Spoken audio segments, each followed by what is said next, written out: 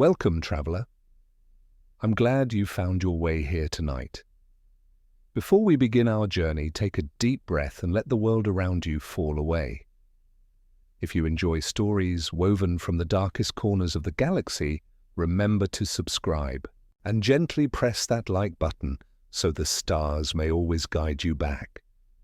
Now close your eyes and let the whispers of forgotten power lull you into stillness as we descend into the shrouded legend of a name spoken only in fear. A presence that haunted every corner of the galaxy.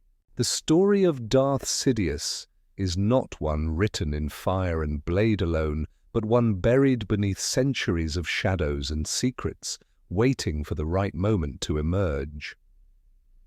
Further in, you found a sealed chamber, its entrance partially collapsed, but still intact enough to enter.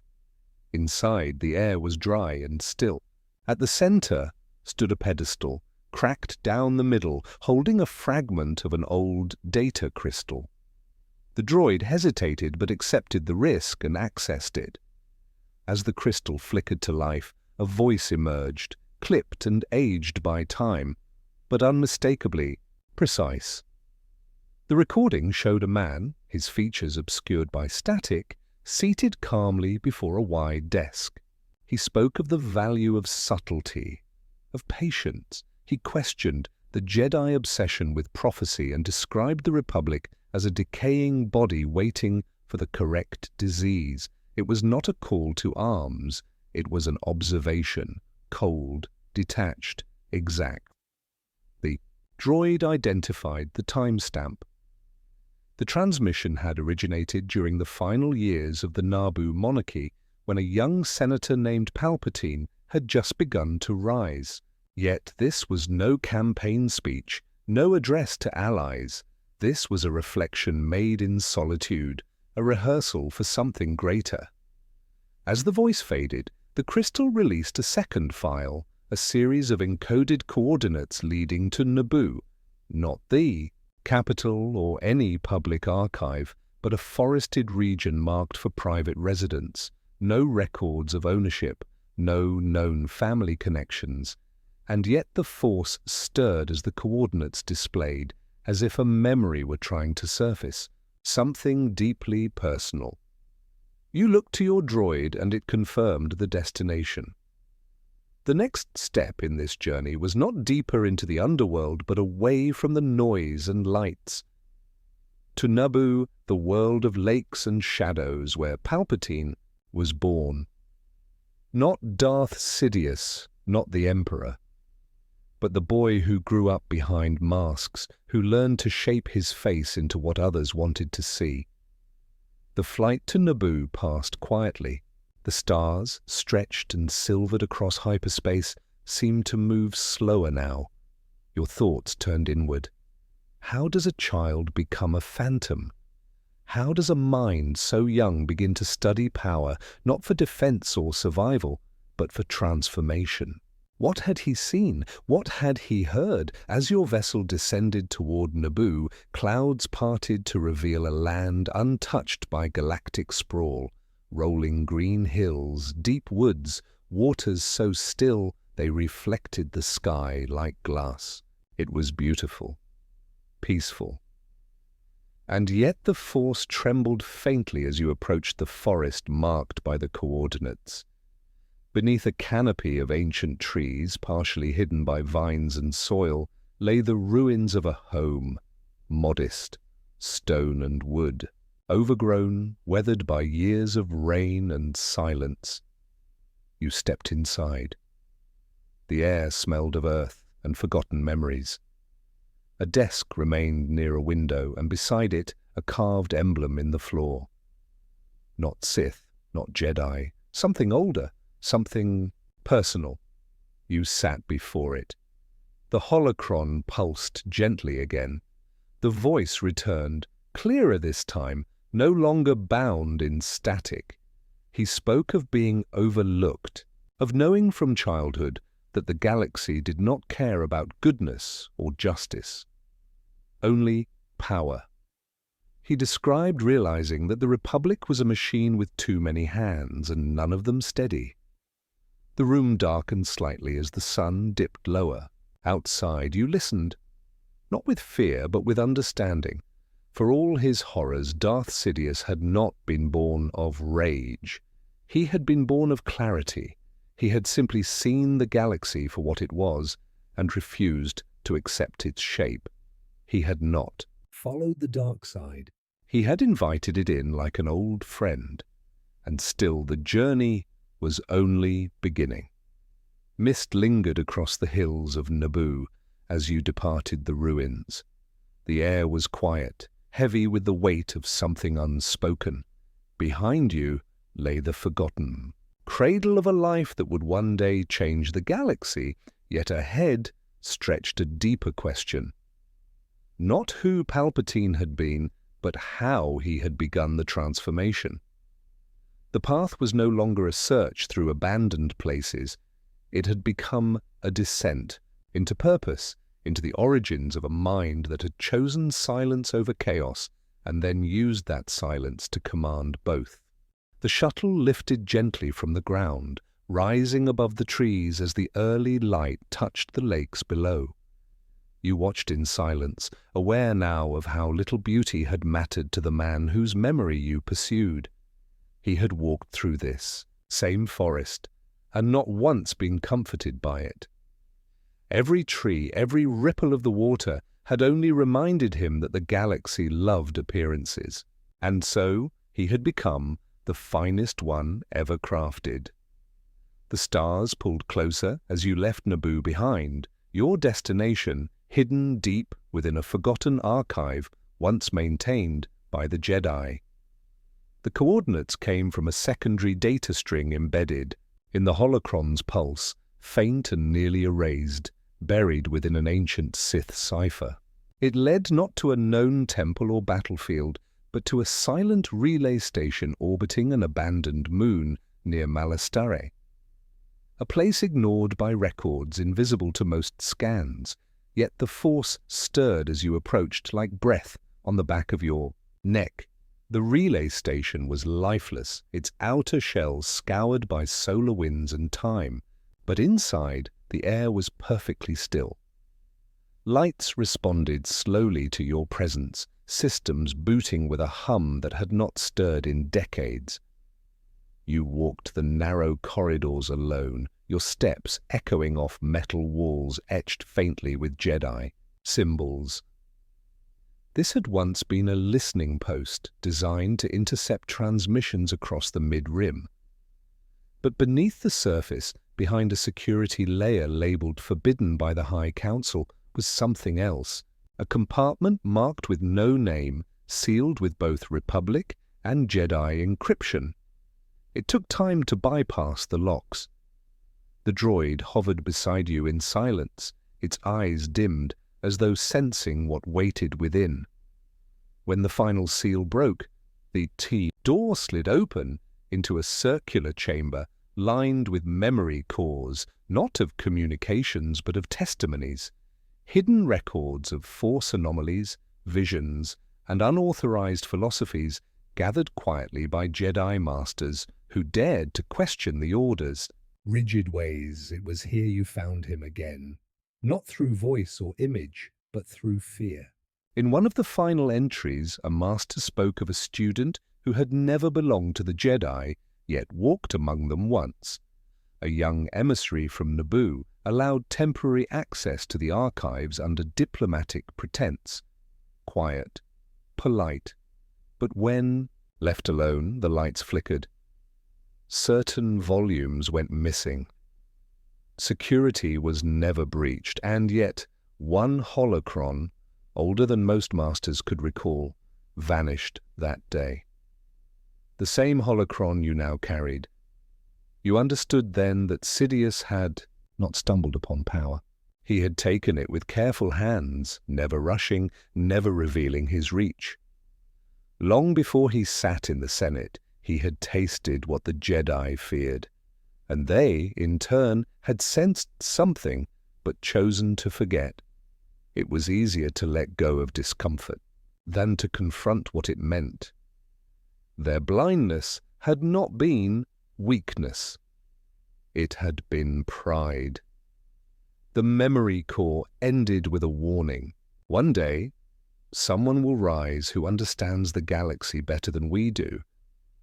Not because he is more powerful, but because he listens in ways we do not. If we cannot change, he will.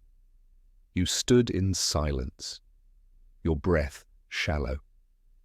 The chamber felt colder, now, not from fear, but from the chill of realization. Darth Sidious had moved among legends and laws like a shadow behind glass, untouched and unnoticed, until the day he chose to shatter it. You returned to your vessel, no longer searching for the shape of his story, but for the thread that tied it all together.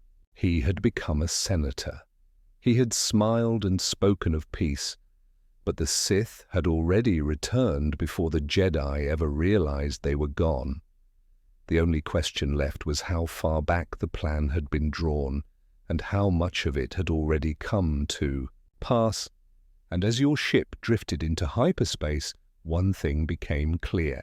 This was not a journey through the past. It was a journey through a mind that had always been 5 steps ahead. One that still might be watching. The descent toward the forgotten moon of Jagotha was slow, silent, and somehow sacred. Light barely reached this place. It was not recorded on most star charts and never mentioned in Republic trade routes. The droid's databanks held only one reference, buried in the same corrupted file where Sidious once spoke to no one. Jagotha, it said, was an observation world once used by ancient Force practitioners long before the Sith claimed dominion over the shadows. No structures remained on the surface, only ruins scattered like broken teeth across a desert of ash and pale stone. As you walked among the scattered wreckage, the holocron began to pulse faintly. Not a warning, a signal. It led you to what had once been a temple, though nothing above ground suggested such a thing. Beneath a stone platform half swallowed by time, you uncovered a stairwell carved into the bedrock.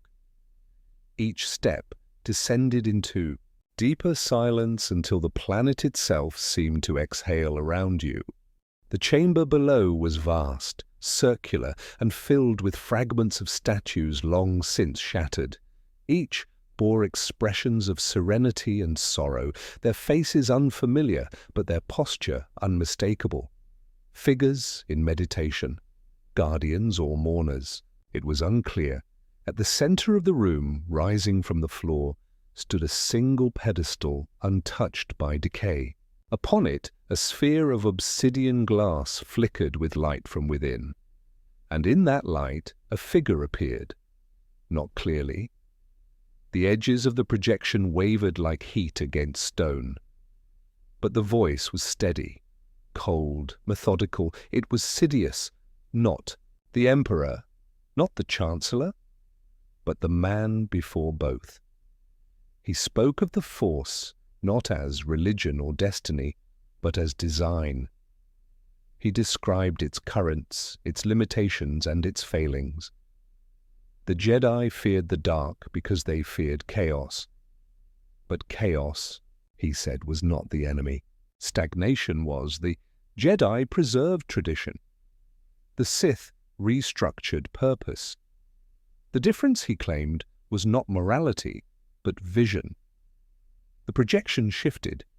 Now it showed a structure deep within Coruscant's lower levels. You recognized the architecture.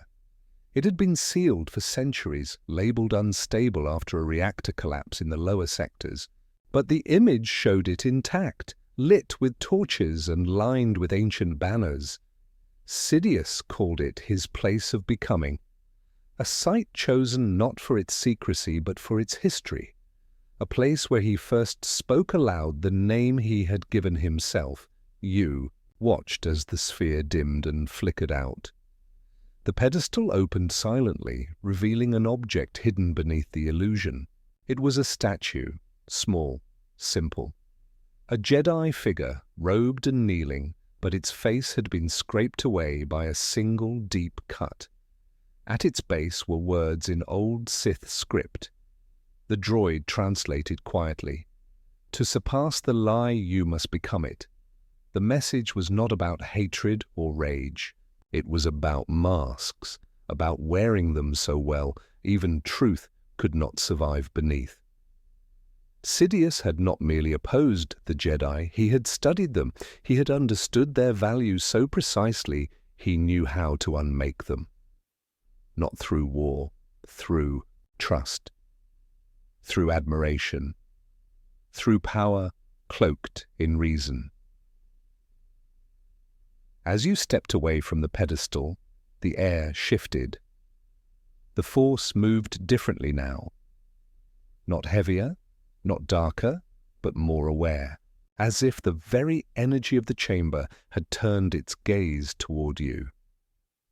The droid confirmed a data signal buried within the room's walls. It activated the moment the statue was touched. Coordinates again. This time, not planetary, stellar, a location. Drifting between sectors, its path unstable, known only by encrypted navigation. It was not a world, it was a vessel. A place lost during the Clone Wars, presumed destroyed. The droid displayed its name from fragmented records. The Eclipse. Not the superweapon spoken of in legends, but the prototype before it. A ship hidden by the shadows, or both Republic and Separatist conflicts. A ship without allegiance, holding secrets that never made it to any archive. You memorized the location. The journey would take time, but you felt no rush. Each discovery had been a piece of something larger, not just a path to power, but a map of control. Sidious had not followed footsteps, he had erased them, then carved new ones in directions. No one thought to look. As you ascended from the chamber, the light above seemed brighter now, though the sky remained the same. Something had changed. The silence no longer felt empty. It felt expectant. And as the wind swept over the ruins once more, you understood. The story you were uncovering was not only about one man, it was about a galaxy that allowed him to exist, and perhaps deep down needed him to. The eclipse did not appear on any star maps.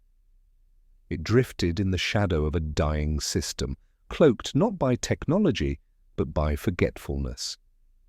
Republic probes had once catalogued the sector during the earliest days of the Clone Wars, but shortly afterward, the region had been marked as unstable. Gravity wells collapsed, and navigational data corrupted without explanation. Now, as your ship broke through the final corridor of drifting debris and cosmic ash, you saw it, a vessel unlike anything the Republic had claimed, larger than a destroyer, more refined than a dreadnought. The hull was smooth, black as obsidian, absorbing what little light the stars could offer. It waited, motionless, as though it had never truly been gone. Only hidden. Docking was difficult. The outer ring of the ship bore no traditional ports, no visible signals or beacons. It was as if the eclipse had been designed to never be found again. But the moment your ship aligned with the central archway, a slow shift occurred. A panel opened, seamless and quiet, revealing a narrow corridor lit by a faint red glow. You entered without a word. Inside, the atmosphere was stable but untouched. Dust hung in still air, and every surface gleamed with meticulous intention. The design was neither Sith nor Republic, but something more deliberate, more personal. This was not a warship. It was a sanctuary. A library of purpose. Your droid floated beside you, registering dozens of power signatures buried deep within the structure. None were strong, but each flickered with enough presence to suggest they were waiting to be activated. At the heart of the vessel, you reached a vaulted chamber. It was here that the deception revealed itself. The room displayed a timeline, not with dates or names, but with holographic echoes, moments drawn from history, suspended in light and movement. The fall of the Republic. The execution of Order 66.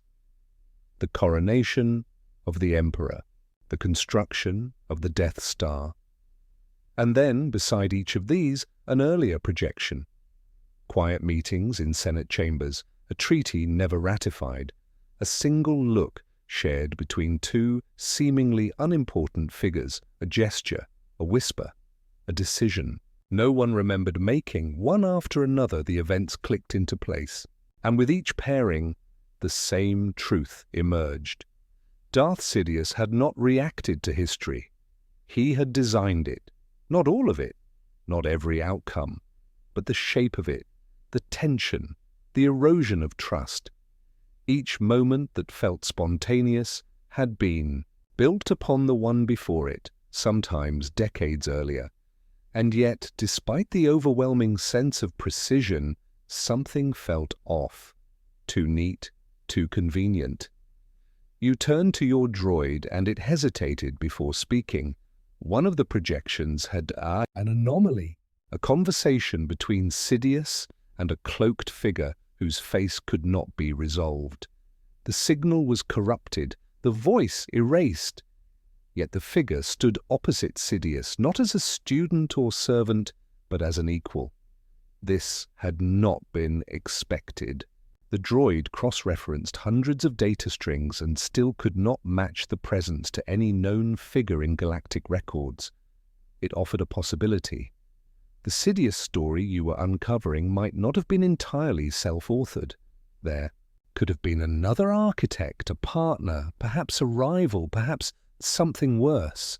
The conclusion you had begun to form, that Sidious was the sole master of the game, now wavered. The narrative had been built too cleanly, the trail too perfectly designed to be followed. It was possible now that someone had left it there for you.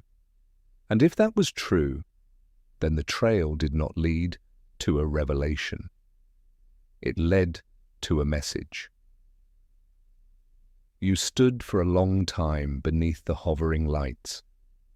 The shadows deepened. The chamber pulsed with quiet energy. The image of Sidious looked back at you through flickering light, his face unreadable, not triumphant, not angry, almost curious, as if testing whether you would see it for what it was. You stepped back from the chamber.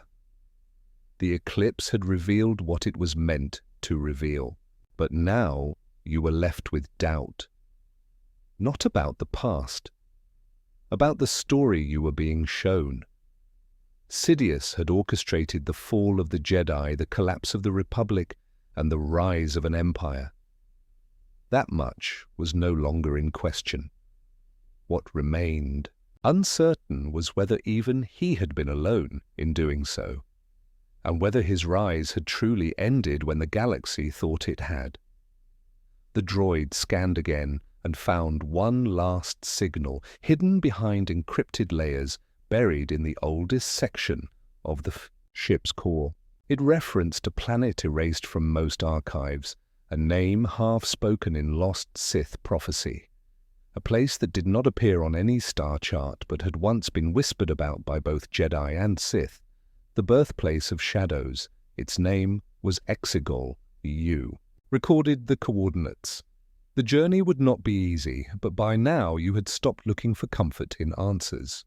You were following a mind that had made deception into an art, and perhaps the only way to understand it was to follow its final steps into the dark.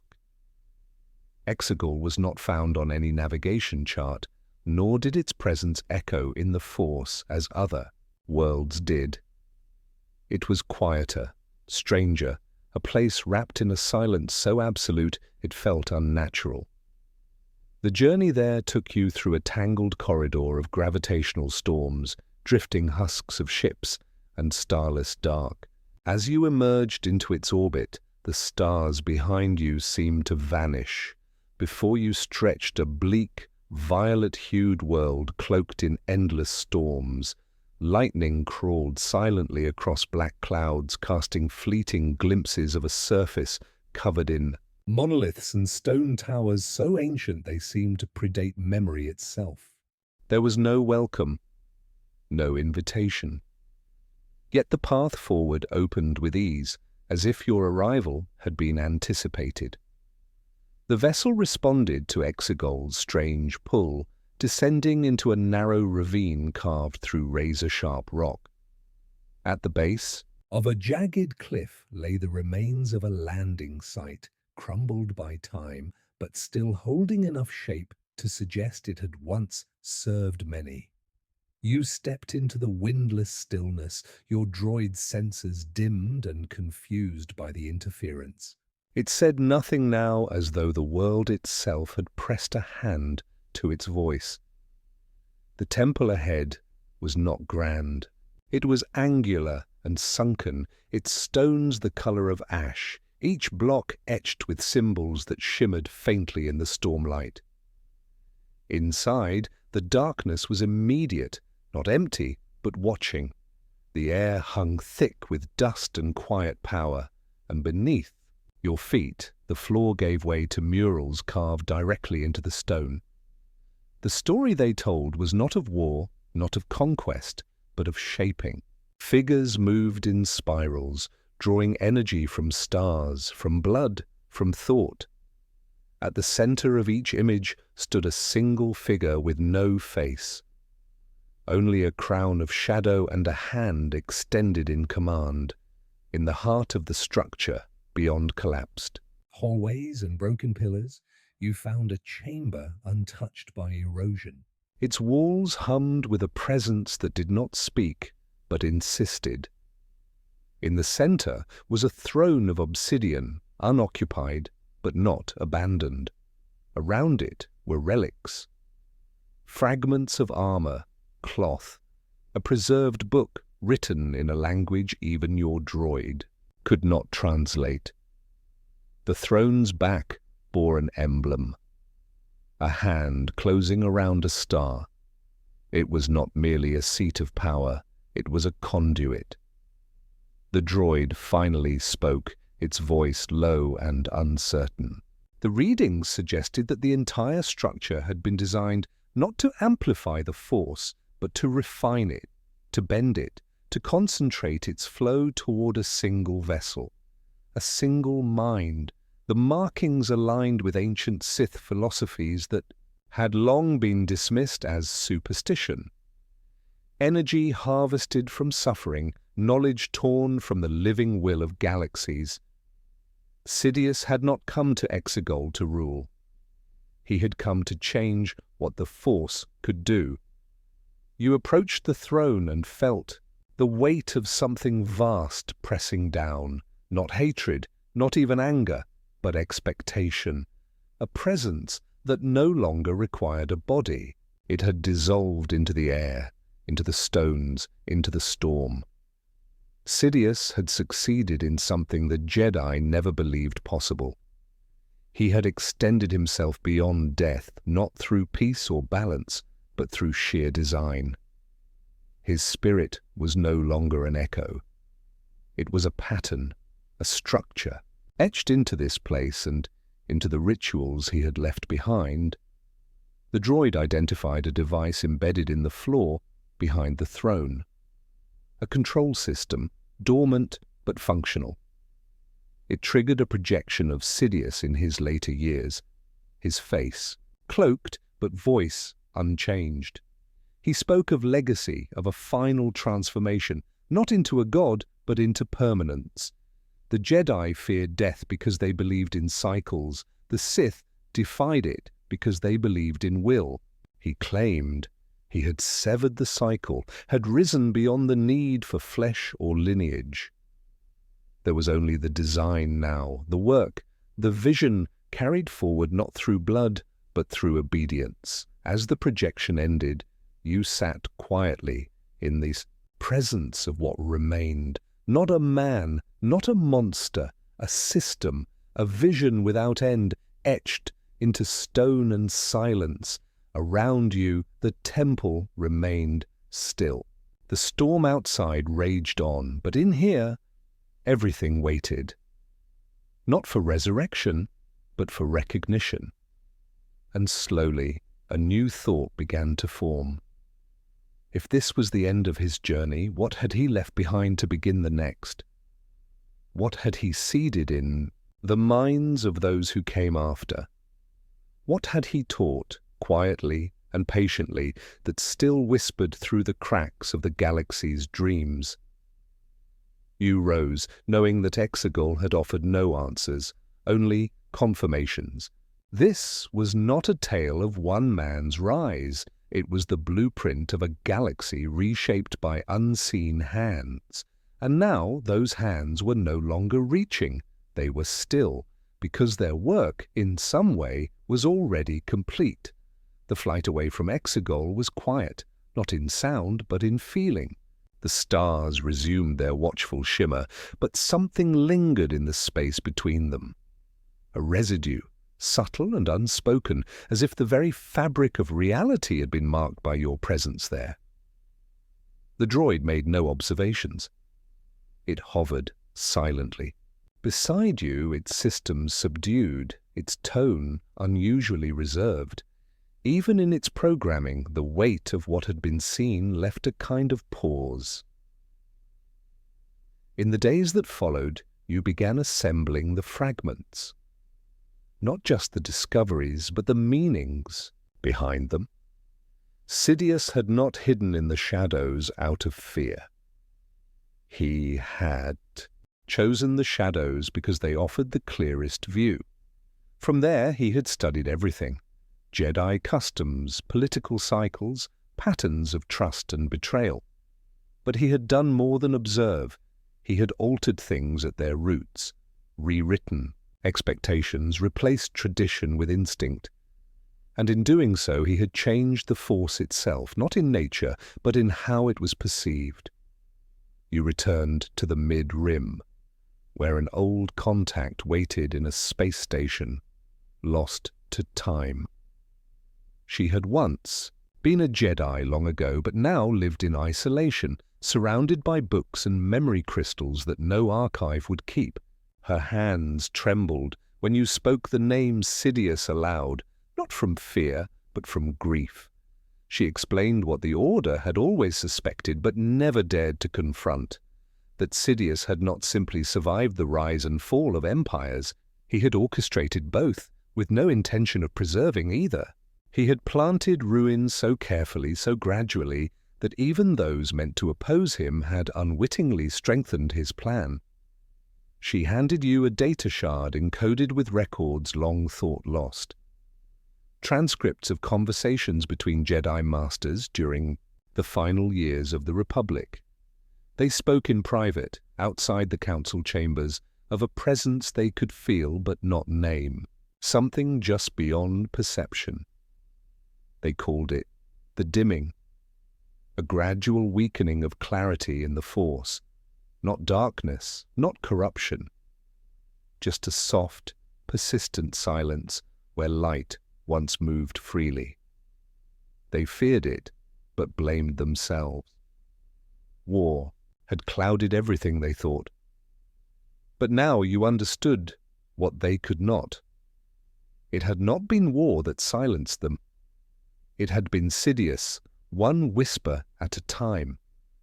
In one file, an unnamed master described a vision, a tower of mirrors rising into a starless sky.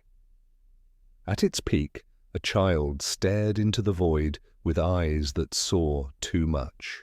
Around him, the reflections twisted into versions of himself, each wearing a different face: a Jedi, a senator, a monster, a savior, and in every reflection the same quiet smile. The master woke from the vision with a single thought. He has already begun. You left the station with more than knowledge. You carried the weight of a realization that would not release you. Sidious had not been content with winning.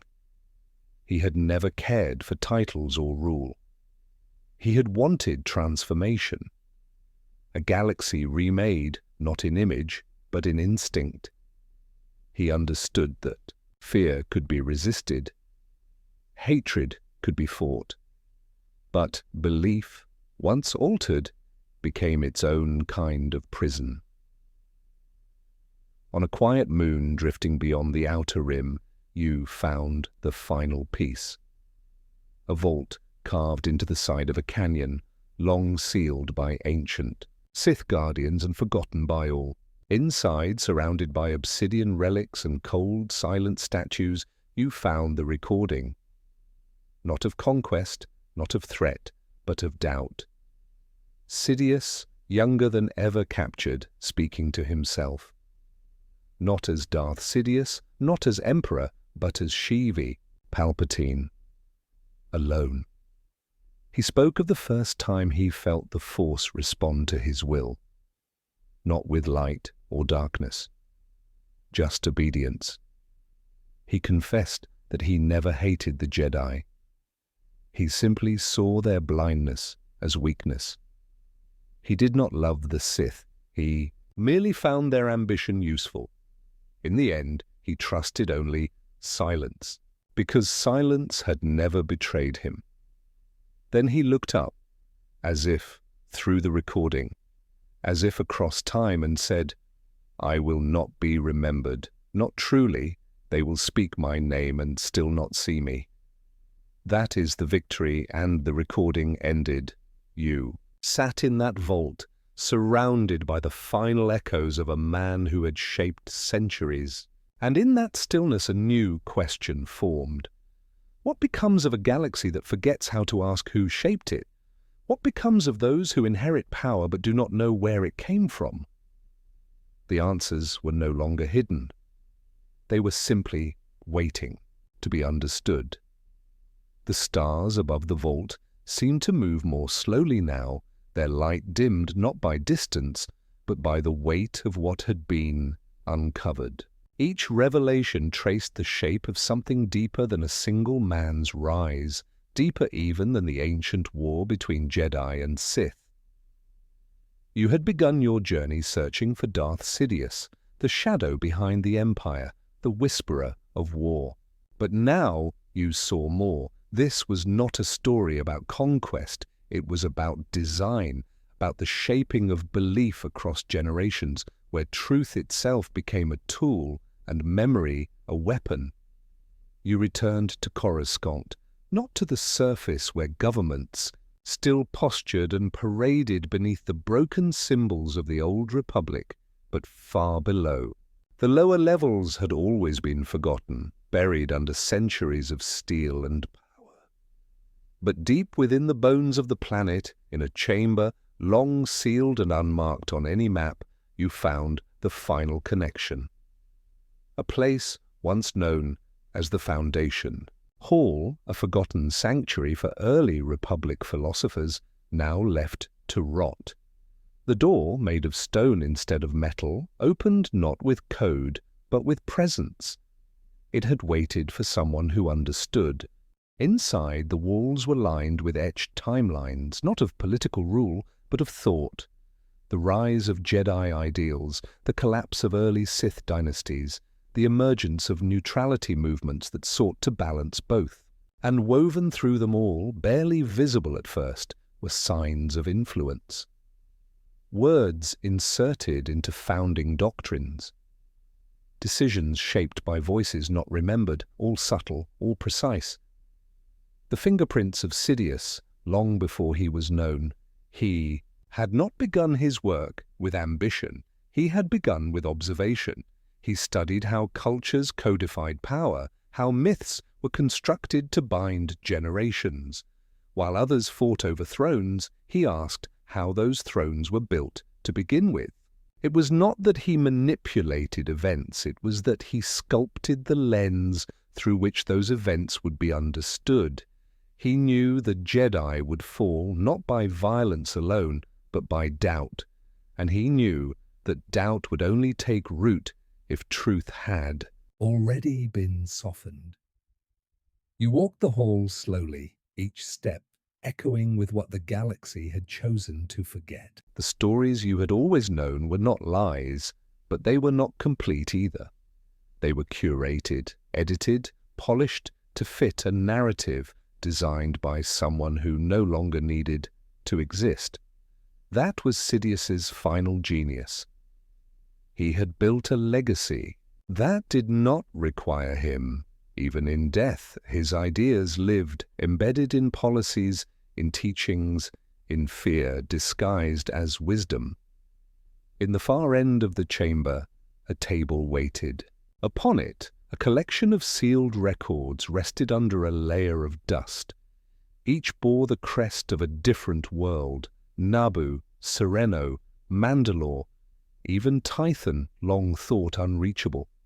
The contents of the records varied, but each carried the same tone, a warning wrapped in hope, a sense that someone, somewhere, had noticed something was wrong, that beneath the unfolding chaos a pattern was emerging. But none of them had acted. Not fully. The warnings were written, sealed, and forgotten. Each writer assuming someone else would listen. You realized then that Sidious had not worked alone because he needed help. He had drawn others into his design, simply by allowing them to believe they were choosing for themselves. Senators who thought they were saving the Republic. Jedi who thought compromise was wisdom. Generals who believed war was the path to peace. Each step they took had been theirs. Each outcome belonged to him. You placed your hand on the final record, a personal journal written by a temple archivist who had served during the Clone Wars. Her final entry told of a dream. A galaxy wrapped in silence, a voice at its center, not shouting, not commanding, only speaking gently. And the more it spoke, the less anyone remembered what their own voice sounded like. She ended with a question. What if the greatest danger is not a tyrant we recognize, but the one we welcome because he speaks in the language we long to hear? You sat with that thought, letting it settle. The search for Darth Sidious had begun with mystery. It had passed through fear, awe, and anger. But now, at the end, it arrived in understanding. He had not simply been a Sith. He had not merely hidden in plain sight. He had held a mirror to the galaxy and waited for it to accept the reflection. And when it did, there was nothing left to stop him. The deeper truth was not about what he had done, but what he had revealed. That the galaxy had always been vulnerable, that power does not need to roar when it can whisper, that sometimes the darkness we fear most is not the one that arrives with fury, but the one that tells us exactly what we want to hear. The stars outside the Foundation Hall felt farther away now, as though you had stepped beyond their reach. The galaxy above remained the same, vibrant with trade and conflict, full of systems chasing politics and survival. But down here, beneath the surface, you carried something quieter. Not a secret, not any more, but a burden. The shape of a truth, so carefully buried it had become invisible even to those who walked in its shadow. Your droid had grown silent. Its once eager commentary had faded to reflection, as though even its mechanical mind needed time to process the depth of what had been uncovered. You both understood now that the path forward would not be about chasing more evidence. The pieces had all been found. What remained was understanding how they fit together, and what they revealed about the future of the galaxy that still turned, unknowingly beneath the hand of a vanished architect. On a remote archive satellite drifting above the moons of Obadiah, you met with an old monk who had once served as a guardian of the Jedi texts. He had left the Order decades ago, not out of rebellion but exhaustion. He told you the Jedi had lost their way long before the Clone Wars, not in purpose, but in curiosity. They stopped asking questions, they stopped listening. He had seen the signs, he said, but never knew where they led, not until now. He unsealed a holocron stored in silence since the fall of the temple. It was not a weapon, not a confession, but a conversation between two masters long forgotten. They spoke of a prophecy, one never shared with the council. It foretold a figure, not of darkness or light, but of stillness. A presence that would draw the galaxy inward, not through war, but through agreement. A voice that would speak just enough truth to be trusted and just enough ambition to be followed. The prophecy never named Sidious, but the shape it described was unmistakable. The monk paused after playing it and asked you a simple question. Do you believe he won? You didn't answer right away. The Empire had fallen. The Jedi, though scattered, had not vanished. Democracies still rose. Yet the values Sidious had twisted continued to echo. Fear of disorder. Obsession with security. The idea that strength and peace must come from control. His reign had ended, but the principles he used to rise had not. They had rooted too deeply. In Sabib, the days that followed, you travelled once more to the outer rim, not to find anything, but to speak with those who had lived through the era. Former senators, old soldiers, smugglers who once ran from imperial patrols. They spoke of him with different names. The Chancellor, the Emperor, the Phantom. But their voices always lowered, not out of fear, but out of reverence for what had been survived. And then came something you didn't expect. Stories of those who admired him, not many, but enough to show his reach had not ended with his death. Some saw him as necessary. Some believed he brought order. Others viewed him as the only one who had seen clearly. You listened without judgment.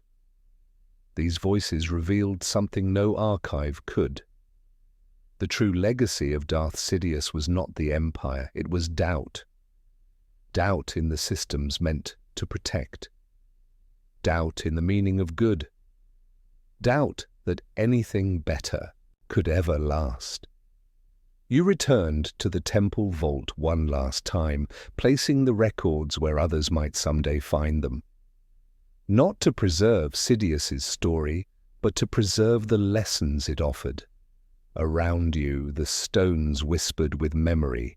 You thought of the Sith, not as monsters, but as believers. You thought of the Jedi, not as saviors, but as guardians who had forgotten how to see. And you thought of Sidious, the man who had stood between both, not as a product of his time, but as a reflection of everything the galaxy refused to question. In the end, you knew this journey had never been about discovering what he had done. It was about understanding what he had revealed, that the Force is not bound by morality, that truth can be bent by perspective, that the most dangerous power in the galaxy is not found in warships or temples, but in ideas left unchallenged. And somewhere, deep within the quiet, you could almost hear his voice again.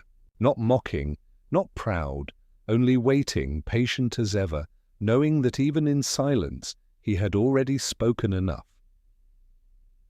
You awoke one morning with the weight of it all sitting gently in your chest, not as a burden, but as something more profound, something settled.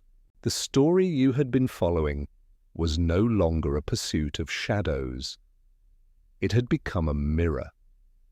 not just of the galaxy, but of yourself. Darth Sidious had walked through every hall of power without ever raising his voice. He had reshaped governments, rewritten faiths, and redefined what it meant to rule. And he had done it all without needing anyone to truly know who he was. You returned to the site where it had all begun. The underlevels of Coruscant had shifted in the time since your last visit. Construction above had collapsed sections of the tunnels, others had been flooded or sealed, but the old corridor remained, the place where the holocron had first called to you. It was quieter now, more still, as if the story had completed its circle and was resting again in silence. In your hand, you held a recording compiled from every truth you had uncovered. Not just Sidious's words, but the reactions they stirred, the fears, the doubts, the realizations that stretched beyond him, beyond the Sith or the Jedi, into something that touched the root of galactic history. You left the recording there, tucked inside the walls where future seekers might find it. Not as a warning, but as a question. As you stepped away, your droid activated a forgotten protocol. One last fragment buried deep within the holocron's core. A voice spoke, familiar now, quiet, measured. It was Sidious, but not triumphant, not commanding, reflective. He spoke of failure, not his own but the galaxy's. He said that people were never destroyed by their enemies. They were undone by their own comfort, by their desire to believe the surface of things. He said the Republic was not killed. It surrendered. He paused. Then he said something you would never forget. A whisper lost in time. That is what I became. And the whisper grew until it shaped every silence. The message ended, and in that moment everything fell into place. Sidious had not simply outmaneuvered his enemies, he had made them participate in their own undoing. He had made them believe they were choosing freely, and in doing so, he had become something more than Sith, more than Emperor. He had become a myth, a force of nature hiding behind a human face. You looked around one last time. The stone, the dark, the air that remembered. He had passed through all of it, and now you had too. But where he had chosen control, you chose understanding. And that made all the difference. You returned to your ship in silence. The stars waited. The galaxy moved on, governments rose and fell, faiths shifted. But now you carried the full story, the complete shape of a shadow that had once stretched across every corner of the galaxy. And as your ship lifted into the sky, a new kind of peace settled over you. Not because the danger was gone, but because the truth had finally been seen. From orbit, Coruscant glittered like it always had, every tower lit with the same artificial brilliance that masked the history buried beneath it. But now you saw more than just lights. You saw lines, invisible threads left behind by choices made in silence. The Empire had ended. The Jedi had fallen and risen again in different forms, yet none of it had erased the shape that Sidious carved into the structure of the galaxy. It was not just memory, it was architecture. Even now, decisions were being made inside chambers that still followed his logic. Leaders spoke of strength and unity, always in the same tone he had once used to convince a Senate of peace. It was not mimicry. It was inheritance. You had discovered everything there was to uncover, the origin, the rise, the transformation. You had seen the secret places where he had experimented with life, where he had twisted bloodlines and whispered into the cracks of prophecy. On Exegol, he had spoken of a final design, not for a superweapon, but for a being.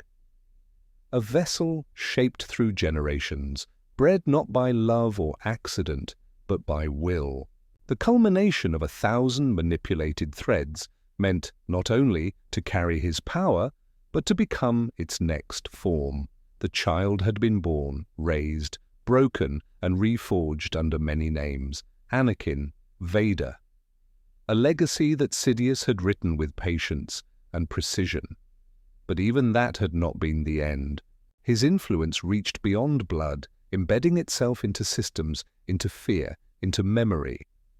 You had seen enough to understand that Palpatine never needed a successor. He had encoded himself into the very habits of power, into how leaders viewed threats, how they responded to crisis, how they defined peace. On a quiet outpost in the Mid-Rim, you found a gathering of those who once served different sides: veterans of the Clone Wars, survivors of the Rebellion, former Imperials who had turned away long before the end. You listened to them speak of the days when everything changed. Each described a moment when they knew the galaxy was not what they had believed. And in each story, the presence of Sidious was there, not directly, but always near. A decision that came from above, a command that made no sense, a silence where once there had been hope. They did not speak his name. Most had stopped doing so. But every pause in their words, every glance into memory, spoke louder than any title. They had not been ruled by a man. They had been moved by an idea, one that taught them fear could be useful. That order was worth any price. That safety came from strength alone.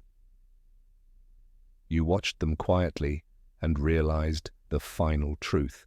Sidious had achieved what no conqueror ever had. He had changed what the galaxy expected of itself, not through domination, but through permission. He gave it reasons, he offered purpose, and even now, long after his fall, those reasons still whispered in the dark. You returned once more to the vault beneath the surface of Coruscant. Not to search, but to leave something behind. A final entry. Not about Sidious, but about what you had learned. That knowledge, once uncovered, does not set you free. It changes you. It asks something of you. It burdens you with vision. And as you stood in the dark, you understood what it meant to know the full shape of his story. You had not defeated it.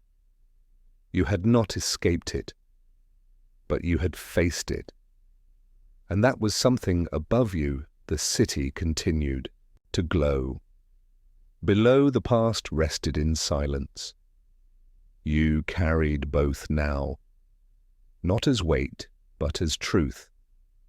A truth the galaxy would need again someday, when the whisper returned in a new form. Beyond the vault and the city and the dust of all the buried truths, the stars remained unchanged. Their quiet drift carried no memory of empires or fallen orders, no echo of battles fought beneath them. Yet in their light something stirred, not fear, not awe, only stillness. A kind of peace that came not from forgetting, but from understanding. You had followed the shape of a shadow to its deepest roots. You had listened to the voice that had moved entire systems with nothing but thought and design, and now you had stepped beyond it. On the edge of the galaxy, far from hyperspace lanes and political centers, a small moon turned slowly under a pale sky. You stood alone there, overlooking a quiet valley where no history had yet been written. There were no temples, no ruins, no monuments to power, just time, the kind of time that forgets and then begins again. And as you breathed in the cold air, you felt the memory of Sidious grow quieter, not erased, but resting. He had shaped the galaxy through fear and precision, through a mastery of silence. But he had not touched this place. You looked up into the vastness, and your thoughts drifted not to the past, but to those who would come next, the children who would learn only fragments of names, the leaders who would walk halls once echoing with secrets, never knowing who built the shadows around them. Maybe one day someone would ask again. Maybe someone would feel the pull you had felt. And maybe they too would follow it through silence, through myth, through forgotten places, until they reached the core of what had been left behind. The droid waited beside you, humming faintly in standby, as though it too had nothing left to say. You watched the stars a little longer, listening not with your ears, but with the stillness inside you. The journey was over. Not because you had reached the end, but because there was nothing more to be taken. You had seen the path, from a quiet boy in Naboo to the voice that reshaped the Force itself. And in the end, he had not become a god. He had become a question. What is power, truly? What is peace, really? What remains when belief is rewritten? The stars did not answer. They never did. But they remained, endless and quiet and patient. You turned from the valley and walked back toward your ship, leaving no sign behind. The wind erased your footsteps.